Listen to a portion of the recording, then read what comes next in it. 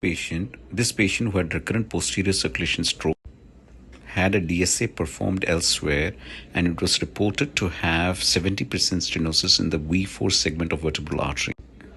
In view of recurrent strokes, a vertebral artery stenting was planned through a radial approach. You see the neuron max being taken into the distal V2 segment of the vertebral artery.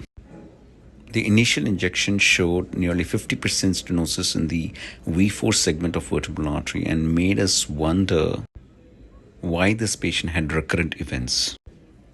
The lateral projection again shows 50 to 60% narrowing. This is a 3D rotational angiography which shows significant nearly 90% stenosis at the V4 segment close to the pica origin. At this point, we were quite convinced that this was the cause for our recurrent strokes. This is the surface shaded view, which clearly shows the extremely tight stenosis involving the right V4 segment of vertebral artery. It looked like a badly dissected plaque.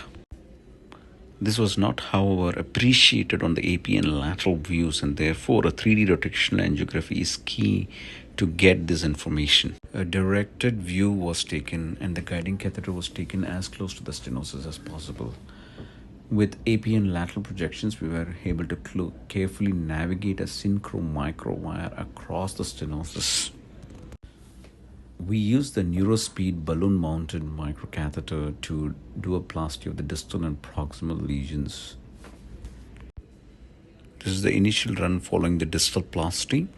Now we are performing a plasty of the proximal tight stenosis, which is around 90% stenosis there.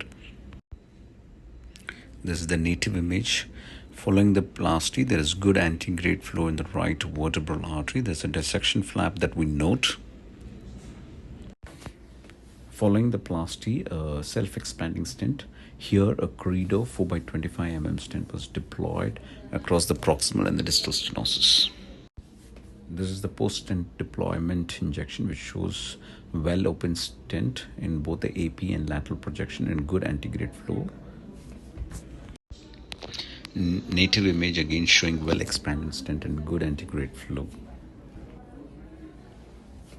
Post-procedure angiography shows normal distal perfusion.